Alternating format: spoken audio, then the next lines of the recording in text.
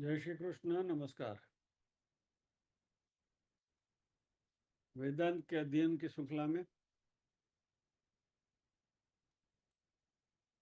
आद्य श्री शंकराचार्य जी विरचित विवेक चूड़ामणि के आज के सत्र में सभी साध्यायियों का स्वागत एवं अभिवादन। ओंकार के नाद के साथ प्रार्थना करेंगे।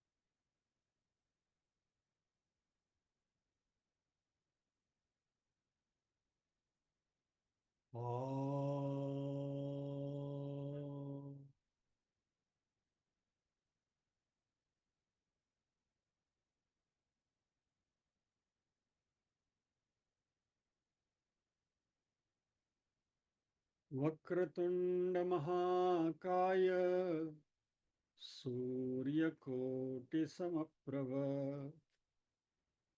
निर्विघ्नं कुरु मे देव सर्वकार्येषु सर्वदा।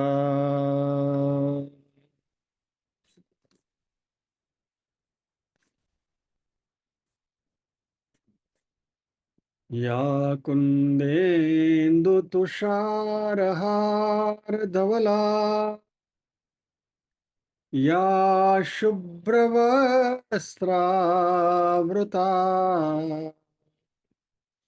या वीणा वरदण्डमण्डितकरा या श्वेतपद्मासना या ब्रह्माच्युतशङ्कर प्रभृतिभिर्देवैः सदा वन्दिता सा मां पातु सरस्वती भगवती निःशेषजाड्यापहा। वसुदेवसुतं देवं कंसचाणूरमर्दनम् देवकी परमानन्दम् कृष्णं वन्दे जगद्गुरुम्।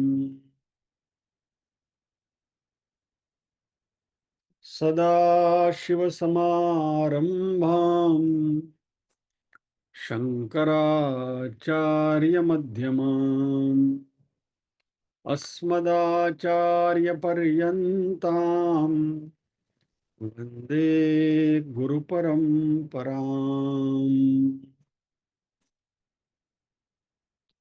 ॐ सहना भवतु सहनौ भुनक्तु सह वीर्यं करवावहै तेजस्विनावधीतमस्तु मा विद्विषावहै। ॐ शांति शांति शांति।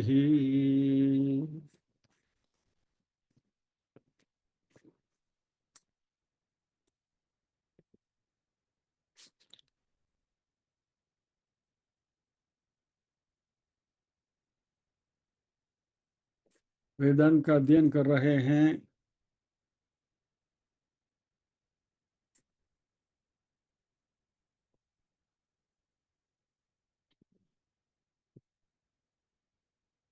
मात्रा स्पर्शास्तु कौन्तेय शीतोष्ण सुख दुःखदाः आगम पायिनो नित्यांतांति तितिक्षस्व भारत।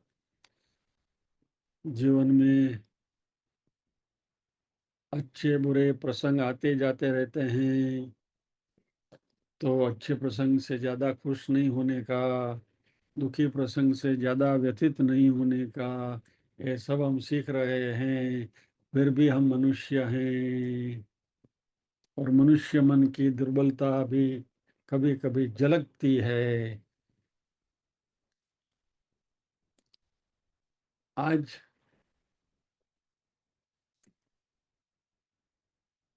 एसएससी या एचएससी परीक्षा में कोई विद्यार्थी उत्तीर्ण हो जाता है, उसका रिजल्ट आता है और उसको जैसी खुशी होती है, ऐसी खुशी खुशी आज मैं महसूस कर रहा हूँ।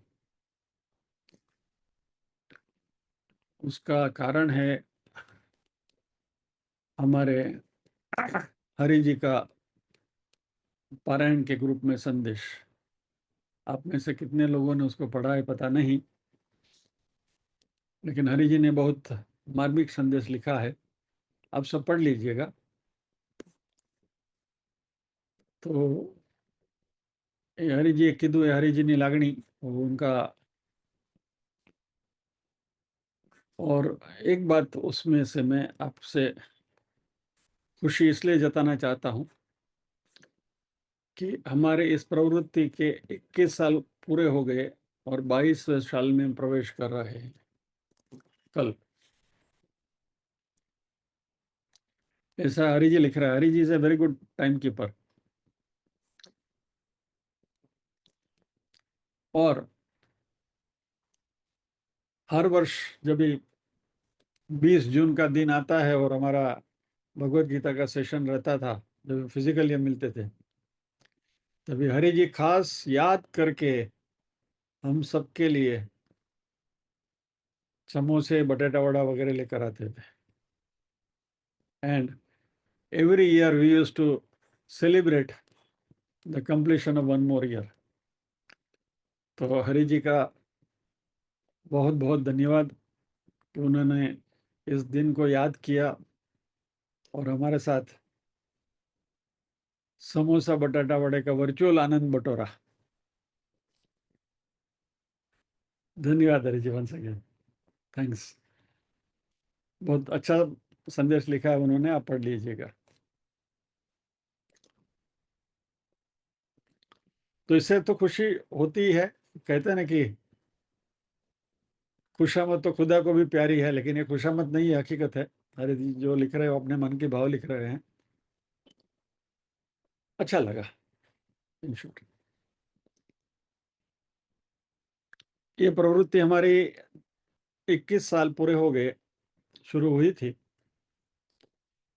उसके बाद दूसरा दौर शुरू हुआ 2013 में, जनवरी 2013 या 14 है, 13 आई थिंक, जब ही हमने दहीसर में रोटरी सेंटर में एक दूसरा अध्ययन वर्ग शुरू किया था। तो उसको भी अभी 12 साल के ऊपर बीत गया है समय। और उसके 1 या 2 साल के बाद ही, शायद हरि जी बता पाएंगे, हमने यहाँ श्रद्धा में भी हमने एक क्लास शुरू किया था। नवनीत भाई है, उस सब हैं, श्रद्धा वाले सब हैं यहाँ। तो उसको भी करीब 10 साल होने को आए। तो हमारी ये प्रवृत्ति प्रभु कृपा से, कांजी कृपा से और आप सब लोगों के सहाध्यायों के सहयोग से, अच्छे सहयोग से चल रही है। तो उसका मैं आप सबके साथ, हम सब आनंद उसका शेयर करें। और हरि जी की ओर से वर्चुअल समोसा और बटाटा वड़ा हम सबको मिल गए हैं, इसलिए हरि जी का वर्चुअल धन्यवाद।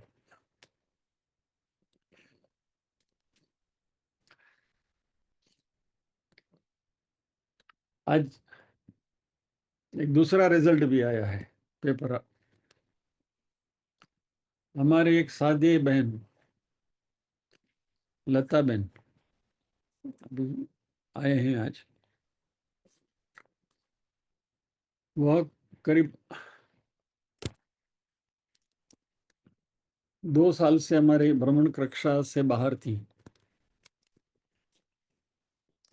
लता बहन सोरठिया।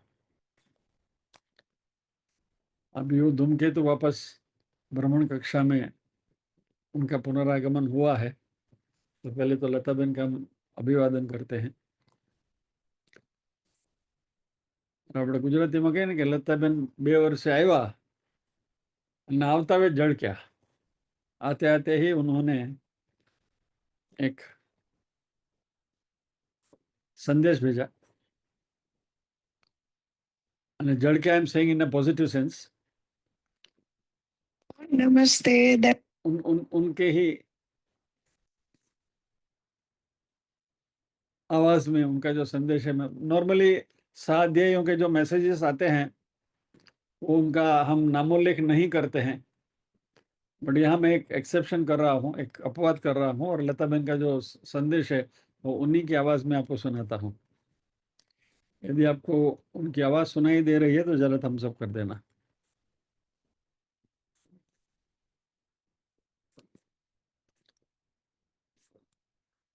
प्रणाम। શું કરો છો? सुनाई दे रहा है? अच्छा, થોડીક બહુ કામમાં હતી, બેબીને થોડીક બીમારી હતી, કેન્સર હતું, તો એની સારવારમાં અને એને ઘરે રોકાવું પડ્યું। અમારે બહુ મિસ થયું છે બધું, તો જે મારે જોઈન્ટ કરવું છે, પણ જો કે વાંચન તો મેં ચાલુ જ રાખ્યું હતું, ત્રદુપાનંદના, વિદ્યાનંદના પુસ્તકો, સ્વામી વિવેકાનંદના, જે આપણે એના આત્મબોધ છે, તત્વબોધના, એ બધા પુસ્તકો તો વાંચતી જ હતી તે વેદાંતના। અને એક પ્રશ્ન એમાં મને થયો છે, જો કે આજે પેલા વહેલી જોડાઉં છું ને અગાઉ પ્રશ્ન કરું છું, સોરી, પણ તોય મને ખબર છે કે સાચો જવાબ મને તમારી પાસેથી જ મળશે। તો बेन, आपके इस विश्वास और भरोसे के लिए मैं आपका स्वागत करता हूं कि आपको सही उत्तर यहाँ से मिलेगा, तो आपको उत्तर मिले उसकी कोशिश जरूर करेंगे। સુરતી ને મોતી કહેવાય અને શબ્દને ધાગો કહેવાય, કે સુરતીને ધાગો કહેવાય ને શબ્દને મોતી કહેવાય? હવે આવો ગુગલી બોલ ઓચિંતો આવે તો ગોટે જ ચડી જાય ને। મને નથી ખબર, તો મને જરાક કહેજો ને, કે ગંગા સતીએ તો કીધું છે કે તારી સુરતીને વચન રૂપી દોરમાં બાંધી લે, એટલે ખબર નહીં શું હોય ઈ। મને એમ છે કે સુરતી મોતી કહેવાય, પણ પાકી ખબર નથી, તો મને જરાક આજના સત્સંગમાં શક્ય હોય તો કહેશો?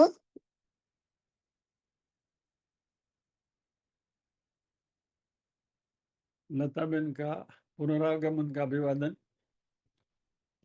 और सूरती मोती धागा वगैरह का जो उन्होंने प्रश्न पूछा है उसके बारे में भी थोड़ी चर्चा करेंगे। पहले तो बिना संदर्भ से सुरती मोती आ गया तो मैं भी थोड़ा कंफ्यूज हो गया, क्योंकि कोई रेफरेंस ऑफ कॉन्टेक्स्ट कुछ नहीं, और कहाँ। लकीली बहन ने एक छोटा सा अनुग्रह किया कि उन्होंने गंगा सती का रेफरेंस दिया, तो पता चला कि ये संत साहित्य में से ही ये मिलेगा और गंगा सती में से ही ये मिलेगा। तो बहन, आपने जो प्रश्न पूछा है उसका उत्तर कुछ इस तरीके से जो मेरी समझ में आया है आपके सामने रखता हूं। आशा है कि आपकी शंका का समाधान हो पाएगा। अभी संत साहित्य में सुरती या तो सूरत, ये शब्द जो है वो हमारे आत्म तत्व के लिए उसका प्रयोग किया जाता है। अपने गुजराती में अंदरनो मायलो कहिए ने,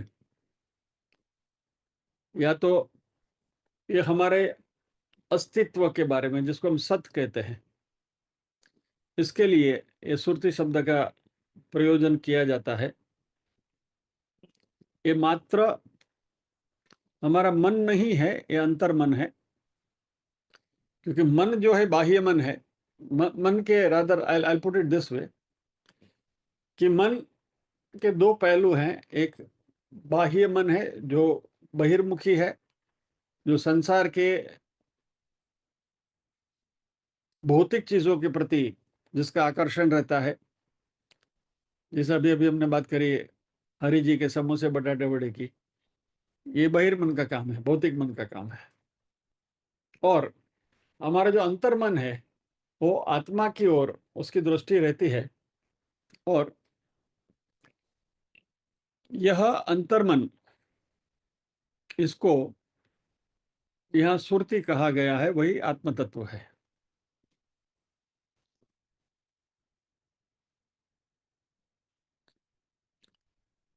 और धागा, अभी ये जो सुरति है उसको मोती की उपमा भी दी जाती है। વીજળી ने चमकारे मोतीड़ा परोવો रे पानबाई। तो जो मोती है, वो जो अंतर्मन है, उसको विचार रूपी धागा उसमें पिरोना है। और विचार रूपी जो धागा है वह हमारे शास्त्र के या तो गुरु वचन, जो देवी अलौकिक बातें जो होती हैं, उन बातों में हमारे अंतर्मन को पिरोना है। એટલે તારી સુરતીને વચન રૂપી દોરમાં બાંધી ले या तो परोवी ले, वट एवर इट यू से इट। यानी हमारे अंतर्मन को ये शास्त्रों के अध्यात्म के विचार रूपी धागों में पिरो कर उसकी माला बनानी है या तो संजोना है।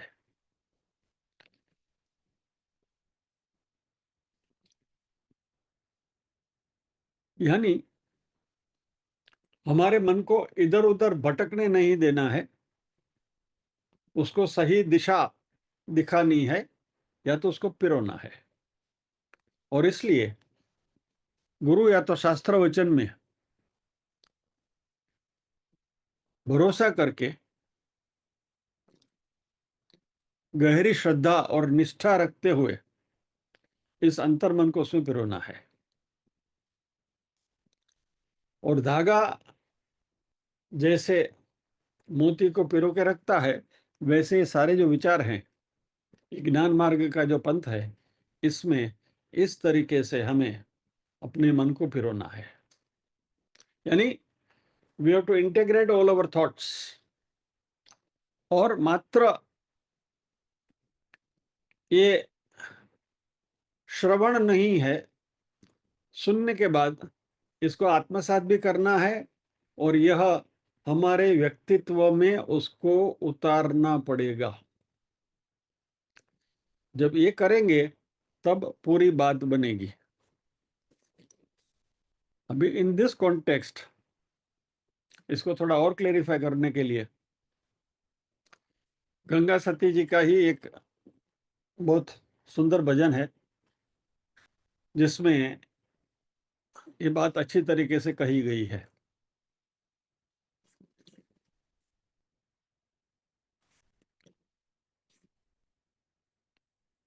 भजन कुछ इस प्रकार है, उसकी टेक्स्ट आपके सामने डिस्प्ले कर रहा हूं।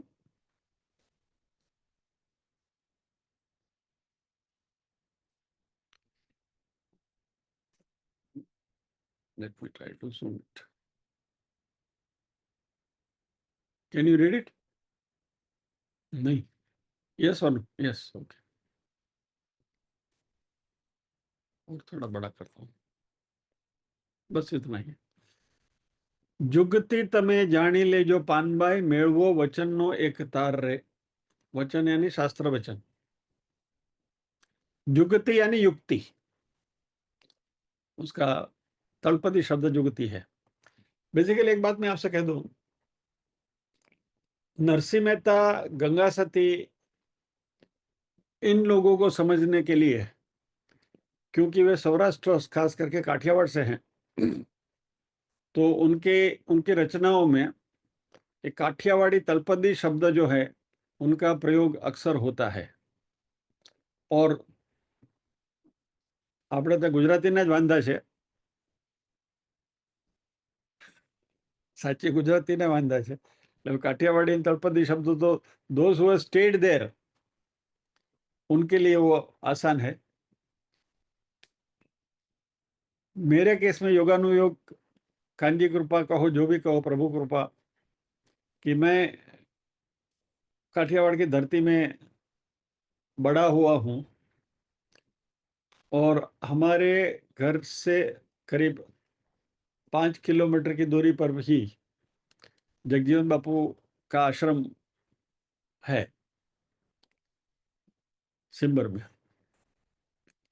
तो अभी इसमें क्या है कि जब भी बड़े संत आपके परिसर में, आपके आजू बाजू में होते हैं ना, तो उनके वाइब्स भी असर कर, क्योंकि उनकी जो वाणी है उसका असर वहाँ की आजू बाजू की संस्कृति के ऊपर पड़ता है। और बचपन में किसी न किसी तरीके से सारी बातें डायरेक्टली इनडायरेक्टली लोगों की बातचीतों से, यहाँ जाओ वहां जाओ कुछ सुनो, इसमें अपनों मन घड़ातुं जाए और इस तरीके से कुछ न कुछ अनुभव प्राप्त हुए हैं। इसलिए ये जो तलपदी भाषा जो आती है उसको समझने में थोड़ी आसानी रहती है, क्योंकि दैट लैंग्वेज इज नोन। तो यहाँ जुगती शब्द यानी युक्ति है। जुगती तमे जानी लेजो पानबाई, मेळवो वचननो एक तार रे। शास्त्र वचन का एक तारा जो है उसको ट्यून कर लो। अभी यहाँ जो बहन ने बात करे, वचन रूपी दोरमा सुरता ने बांधो रे, त्यारे मटी जसे जमना मार रे। यानी शास्त्र वचन रूपी दौर से सुरता यानी आंतरिक मन, अंतर मन को उसको बांध लीजिए, तो मटी जैसे जमना मार, यानी कि यमदूत तुम्हारे सामने नजर नहीं करेंगे, यानी मोक्ष मिल जाएगा। क्योंकि यमदूत तभी आएंगे जब मृत्यु होगी। तो मटी जैसे जमना मार रे, जुगती जाण्या विना भगती न शोभे रे, मर्जाद लोपाय भले जाए रे। इस युक्ति को, यानी कि ये अंतर्मन की जो ये युक्ति है, आत्मा तत्व को जानने की जो युक्ति है, जिसको हम ज्ञान कहते हैं, और ऐसे ज्ञानी को भगवत गीता में हमने योगी कहा है, बराबर। तो ऐसे योगी, छठे अध्याय में जो बात चल रही है अभी हमारे योगी की, वह योगी, यानी इस युक्ति को यदि आप पहचानोगे नहीं तो आपकी भक्ति फलित नहीं होगी। जुगति जाण्या विना भक्ति न शोभे रे, मर्जाद लोपाय भले जाए रे। यानी ये युक्ति प्राप्त करने के लिए लोकलाज, मीरा ने कहा था ना, पग घुंघरू बांध मीरा नाची रे, मर्जाद लोपाय भले जाए रे। लोगों की टीका अस्त्र आपके पर चले, जो भी हो, उसके लिए आपको you don't do bother about it. लोग को, मैं बॉलीवुड का गाने याद करूँ तो उधर कुछ तो लोग कहेंगे, लोगों का काम है कहना, छोड़ो बेकार की बातों को, क्या। तो मर्जाद लोपाय भले जाए रे, धर्म अनादिनो जुगती थी खेलो रे, जुगती थी अलग तो जनाए रे। अनादिनो धर्म हमने देखा ना, अनादि, और 10वें अध्याय में भी चल रहा है ना शब्द, अजन्मा और अनादि, कृष्ण भगवान के बारे में, परमात्मा के बारे में। तो धर्म अनादिनो जुगती थी खेलो रे, उसको युक्ति से उसको समझने की कोशिश करो। और जुगती थी अलग तो जना रहे, अलग यानी वही परम तत्व की पहचान। तो इस युक्ति से ही वो परम तत्व की पहचान होती है। जुगती थी सहजे गुरुपद जड़े पानबाई। यदि हमारा मन अंतर्मुखी जब भी होता है, तभी ये जड़े शब्द जो है वो टिपिकल काठियावाड़ी शब्द है, मिले, आकर मिले, अनायास से मिल जाए, क्या। तो गुरु जुगतीथि से जे गुरुपद जड़े पान भाई, यानी जब ये इस तरीके की हमारे मन की अंतर्दशा, अंतर्मन की दशा होती है ज्ञान प्राप्त करने की, तभी गुरु की प्राप्ति अपने आप हो जाती है। जुगती थी तार जो ने बंधाए रे, यानी उसके साथ कनेक्शन वही युक्ति से होता है। जुगती थी त्रण गुण नड़े नहीं रे, सत्व रज और तम, ये तीनों हमको परेशान नहीं करते, यानी हम त्रिगुणातीत बन जाते हैं, निर्गुण बन जाते हैं। जुगती थी तो पार पहुंची जाए रे, जुगती थी हम पार पहुंच जाएंगे। जुगती जाने तेने रोके नहीं कोई, जो युक्ति जानता है उसको कोई रोक नहीं सकता। તે તો હરિ જેવા બની જાય રે. This is the climax. यानी आत्मा और परमात्मा तत्व का जो मिलन है ते तो हरि जेवा बनी जाए रे. गंगा सती एम बोलिया तेने तो नमे जगना नरनार. ऐसे व्यक्ति के सामने जगत के नरनार उनको नमन करते हैं.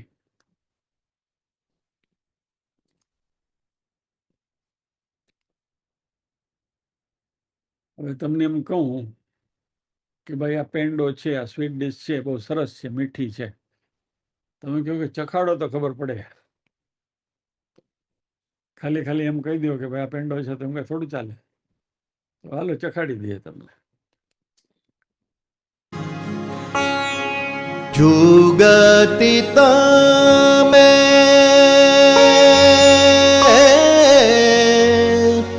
जानी ले जो पान बाई मेळवो वचन नो एक तार रे.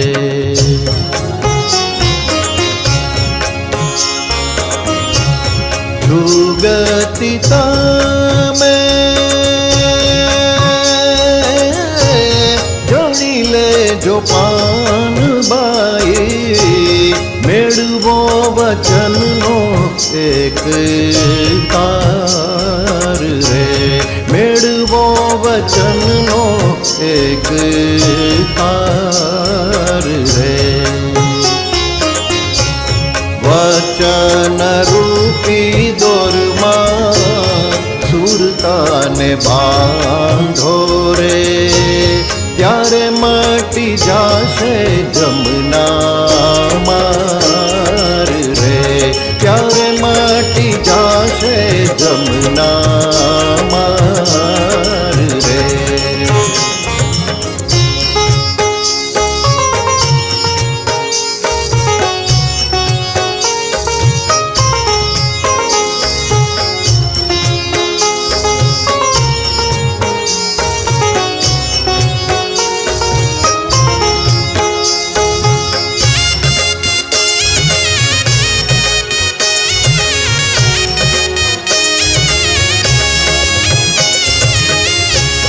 जुगति जाण्या विना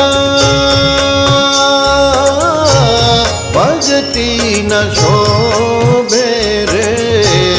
मर्याद लो पाई भले जाय रे. जुगति जाण्या विना भगति न शोभे रे. मर्याद लो पाई भले जाय रे. धर्म अनादिनो जुगति थी खेलो रे. जुगति थी अलख तो जनाय रे. जुगति थी अलख तो जनाय रे.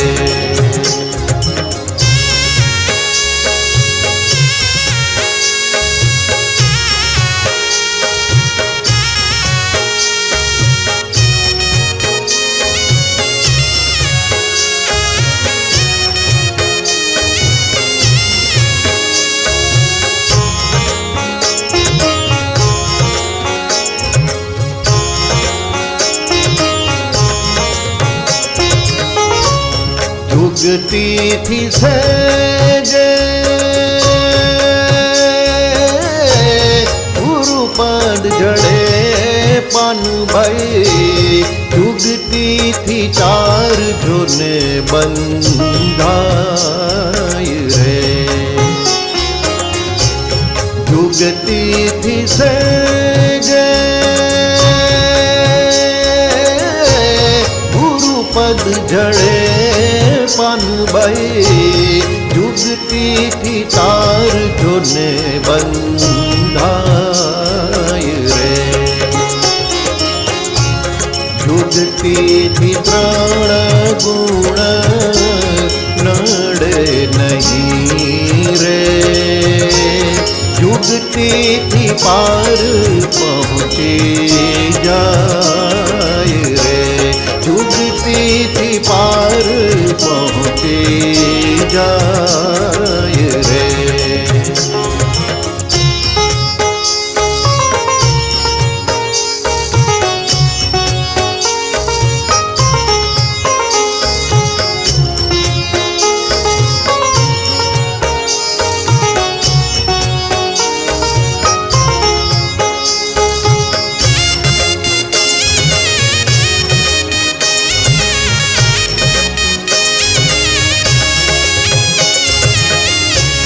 जुगती जाने तेने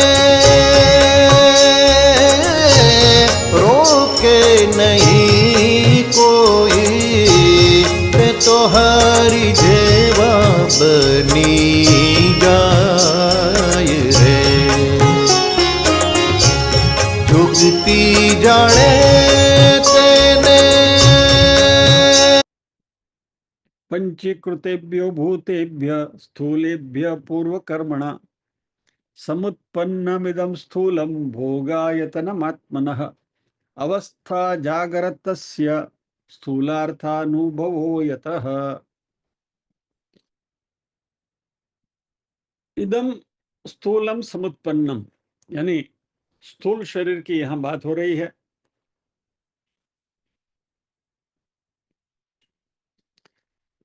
मेरी आवाज तो सही सही आ रही है ना? तो ये स्थूल शरीर जो है वो स्थूलेभ्य भूतेभ्य, यानी पंच महाभूत से बना हुआ स्थूल शरीर है। और शास्त्र हमें ये इसलिए शंकराचार्य जी बता रहे हैं कि ये बाहरी विश्व से आया है, यानी कि ब्रह्मांड से आया है। पंच महाभूत जो ब्रह्मांड में विद्यमान है उन्हीं से शरीर बना है। और महत्व की बात यह है कि यह स्थूल शरीर पंच महाभूत रूपी ब्रह्मांड से आया है और ये ब्रह्मांड ही इस शरीर को सस्टेन करता है या तो इस शरीर को आधार देता है। स्थूल शरीर का जो आधार है यह हमारा भौतिक विश्व है। और इट इज लाइक हमने बोरो किया है उछिनु लीधुं छे, और इसलिए हमें उसको वापस देना पड़ेगा इस भौतिक संसार को ही। और यदि हम अच्छे आदमी हैं तो आपने किसी से कुछ चीज ली, आप जब भी उनको वापस करेंगे तो उसके साथ कुछ एक थैंक यू नोट अटैच करके या तो आप आभार व्यक्त करते हुए देंगे क्या। एग्जाम्पल हमने पहले भी बात करी है। मान लीजिए कि आप किसी मित्र से उनकी गाड़ी लेकर गए और कहीं घूमने जाना था 2-3-4 दिन के लिए, मित्र ने प्रेम से गाड़ी दे दी, आप गाड़ी लेकर गए और जब भी आप उनको गाड़ी लौटाते हो तभी उस गाड़ी को बिल्कुल अच्छी तरह से साफ करके, वॉश करके, इंटरनल सभी ठीक ठाक अच्छी तरह से सफा करके, सब परफ्यूम डाल के और टांकी फुल करके पेट्रोल पूरा भर के आप मित्र को लौटाएंगे तो मित्र भी राजी होगा। और यदि दोबारा आपको उनसे गाड़ी मांगने की नौबत आई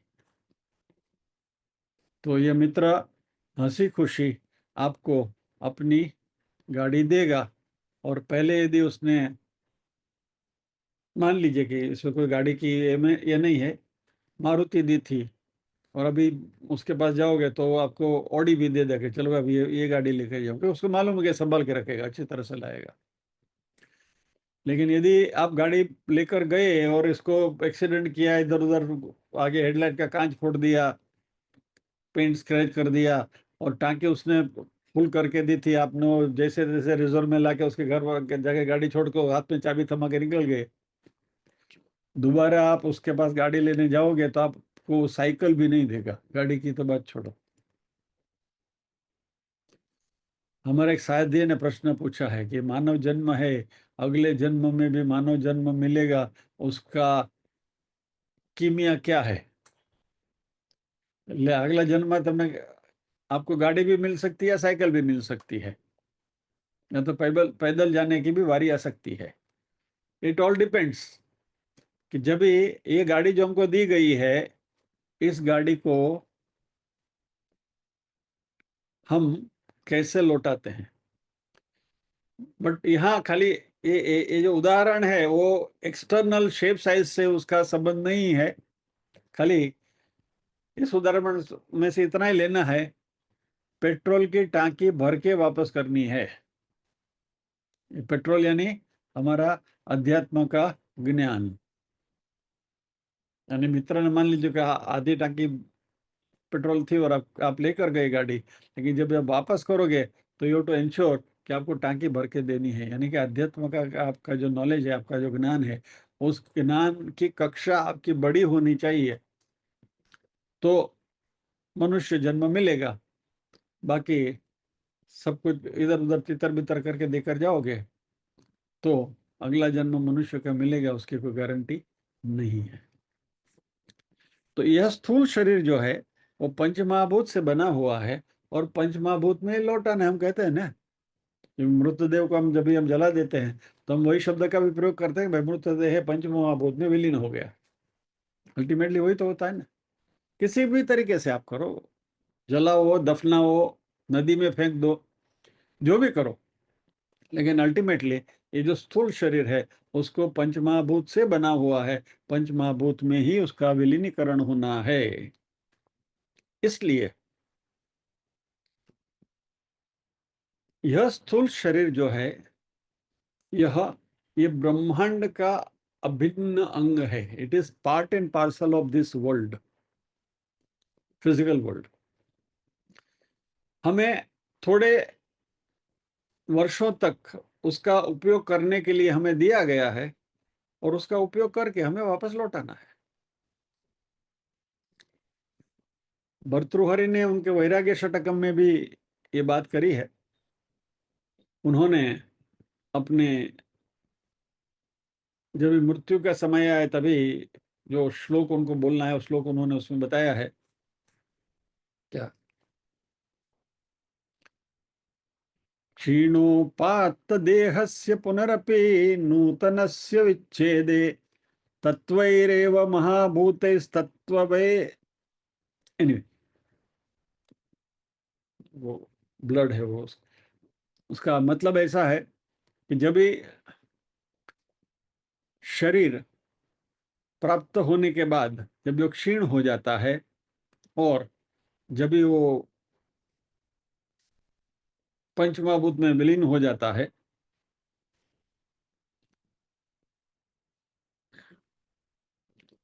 तो भर्तृहरि उस समय पांचों महाभूत को आभार प्रदर्शित करते हैं कि हे पृथ्वी, तुमने मुझे शरीर दिया। हे पानी, तुमने मुझे जीने के लिए सहारा दिया। हो अग्नि, तुम मेरे बंधु हो, आपने भी आप में से थोड़ा हिस्सा मुझे दिया, जो मैंने उसका उपयोग किया। जठराग्नि है ना हमारे अंदर, और आप सबकी वजह से मैं पूर्ण महसूस कर रहा हूं, और मुझे इस शरीर पाके जो कार्य करना था वो कार्य मैं कर पाया हूं। और कार्य क्या करना है, ये विवेक चूड़ामणि में हमने पहले श्लोक में देखा था, बराबर, जंतु नाम नर जन्मम दुर्लभम में।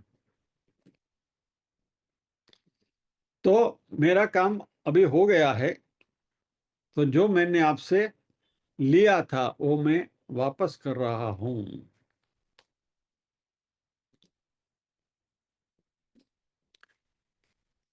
तो स्थूलेभ्यः भूतेभ्यः इदम समुत्पन्नम। स्थूल पंचमहाभूत से ये शरीर बना हुआ है, और ये स्थूल शरीर बना कैसे? पंचीकृतेभ्यः, पंचीकरण किए हुए पंचमहाभूत से शरीर बना है, इसके बारे में हम चर्चा कर चुके हैं, विल नॉट रिपीट इट।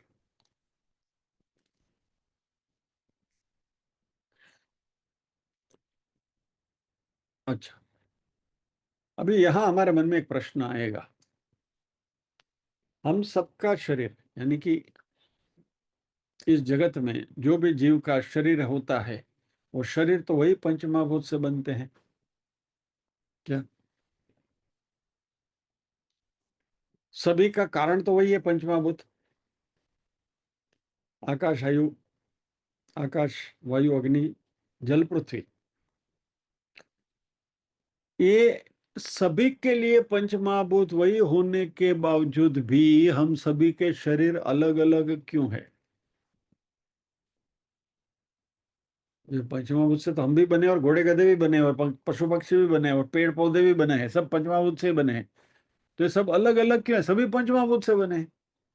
अच्छा छोड़ो घोड़े गधे पशु पक्षी पेड़ पौधे के छोड़ो, हम खाली मनुष्य की बात करते हैं।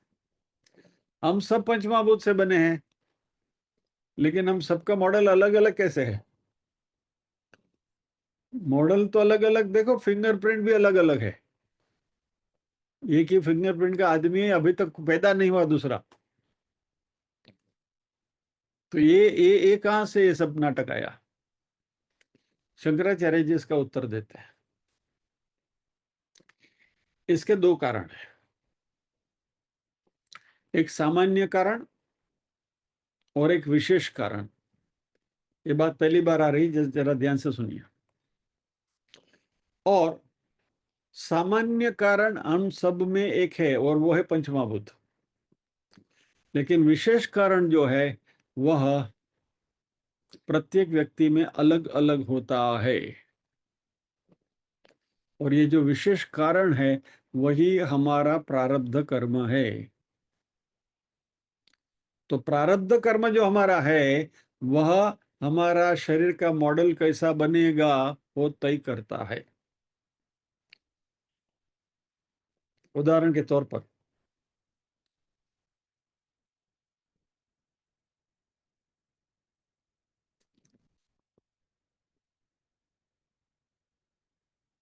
घर बनते हैं, तो सभी घर वही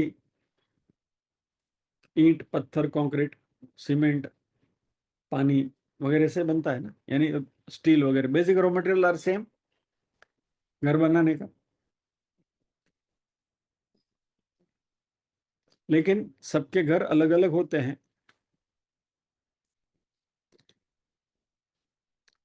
या तो सोसाइटी में आपने फ्लैट ले लिया, फ्लैट सभी का वही मटेरियल से बना हुआ है, लेकिन जब भी आप रहने को जाते हो सबके फ्लैट अलग अलग होते हैं, क्योंकि इंटीरियर अलग हो जाता है। मेरा इंटीरियर वैसा, उसका इंटीरियर वैसा क्या। और जब भी हम घर बनाते हैं तो हम डिसाइड करते हैं किचन कहाँ रहेगा, बेडरूम कहाँ कहाँ रहेगा, या तो कैसे पूजा रूम हम कहाँ बनाएंगे, नॉर्थ ईस्ट में आएगा वगैरह वगैरह। ये सब वास्तु वास्तु वगैरह हम देखते हैं ना। तो ये हमारा जो आर्किटेक्ट है उसको हम कहते हैं कि भाई इस तरीके से हमारा घर बनना चाहिए कॉन्ट्रैक्टर को। वैसे ही हम इस प्रकृति रूपी कॉन्ट्रैक्टर को अपना ब्लूप्रिंट देते हैं कि मुझे ऐसा घर चाहिए, और वो जो ब्लूप्रिंट जो है वही हमारा प्रारब्ध कर्म है। हमारा जो प्रारब्ध है वो प्रारब्ध हमारा ब्लूप्रिंट लिखता है, और उस ब्लूप्रिंट के हिसाब से जब भी हमारा जन्म होता है तभी प्रकृति हमें उस डिजाइन के हिसाब से ये घर बना के देती है।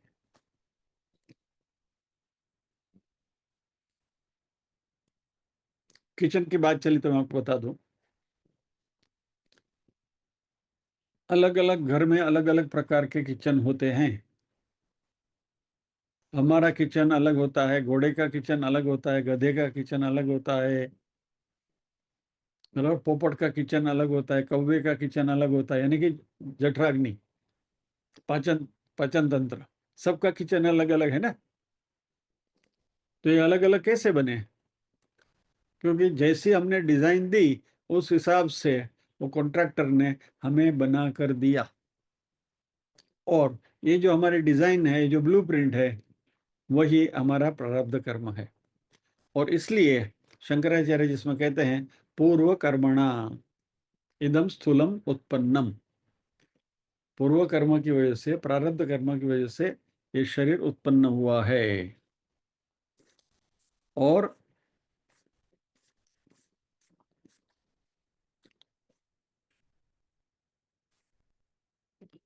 ये शरीर का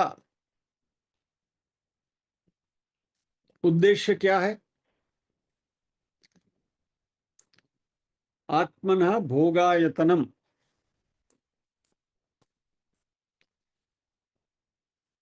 यहाँ इस घर में रहते हुए हमारा सारा व्यवहार बनता है जगत के साथ, बाह्य विश्व के साथ। हमारा जो भी व्यवहार होता है वो इसी घर में रहते हुए होता है। आयतनम यानी रेसिडेंस, घर, रहने, रहठान। मान लीजिए कि हमें नया बिजनेस शुरू करना है, तो उसके लिए पहले हम क्या करते हैं, एक ऑफिस बनाते हैं, बराबर। और एक ऑफिस में सारी सुविधाएं ला कर रखते हैं, उसका कंप्यूटर लाते हैं, ये लाते हैं, वो लाते हैं, टेलीफोन लाते हैं, वगैरह वगैरह वगैरह। I will not get in the details of it. और यह जो ऑफिस है, वहां से हमारा कारोबार शुरू होता है, और इससे हम हमारे जो कस्टमर्स है, क्लाइंट्स है, जो भी है, उनके साथ इंटरेक्शन शुरू करते हैं।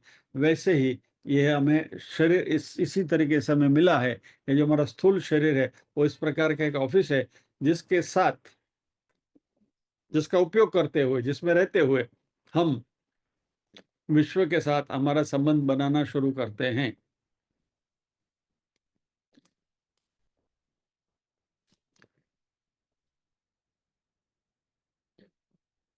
भोगायतनम, जीवस्य भोगायतनम, आत्मनः यानी जीव, जीवात्मा। तो जीवात्मा का ये भोगायतन है। तस्य अवस्था जागरः, और उसकी अवस्था क्या है? जागृति अवस्था है, वेकिंग स्टेट। याद रखिए, हमने मांडुक्य उपनिषद में बात करी थी, हमारी 4 अवस्थाएं, बराबर, जागृत, स्वप्न, सुषुप्ति और तुरीय। उसमें जागृत अवस्था में ही हम जगत के साथ व्यवहार कर सकते हैं, फिजिकल बॉडी। स्वप्न में भी नहीं, सुषुप्ति में भी नहीं, क्योंकि स्वप्न सुषुप्ति में तो ये हमारा जो फिजिकल बॉडी, जो शरीर है, वो तो सो जाता है, तो जगत के साथ कोई व्यवहार नहीं करता। तो जागृति अवस्था है, उसी में ये शरीर जगत के साथ व्यवहार करता है।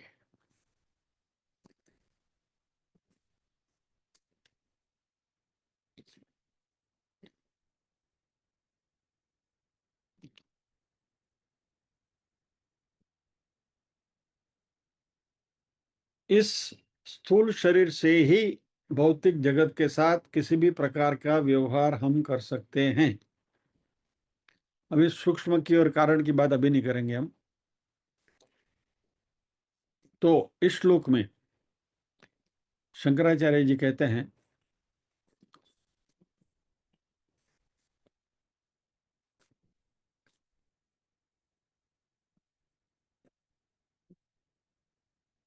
पंचीकृतेभ्यो भूतेभ्यः स्थूलेभ्यः पूर्व कर्मणा।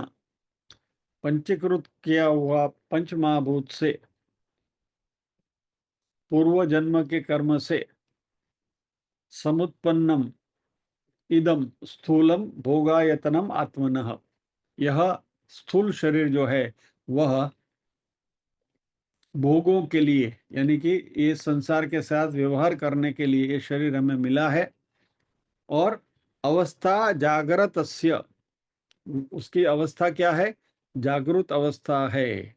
स्थूलार्थानुभवो यतः, यानी स्थूल अर्थ अनुभव यतः, यानी जो स्थूल विश्व के साथ जो अनुभव होता है, व्यवहार होता है, वह स्थूल शरीर से ही हम कर सकते हैं। स्थूल पदार्थों का अनुभव होता है, यानी मटेरियल ऑब्जेक्ट्स के साथ ये मटेरियल बॉडी इंटरेक्ट्स, ये इसका सार है।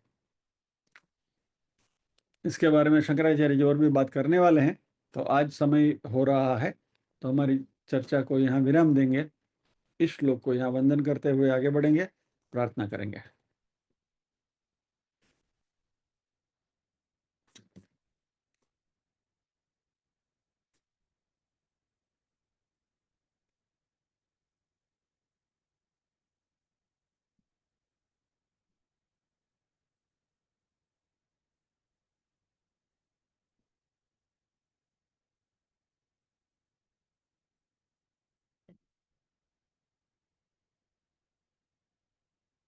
ओम असतो मा सद्गमय, तमसो मा ज्योतिर्गमय, मृत्योर्मा अमृतंगमय।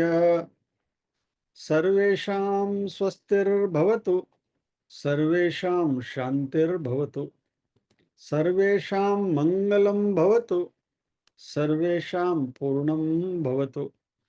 लोकाः समस्ताः सुखिनो भवन्तु, लोकाः समस्ताः सुखिनो भवन्तु। नाहं कर्ता हरिः कर्ता, हरिः कर्ता हि केवलम्। ओम शांति शांति शांति ही।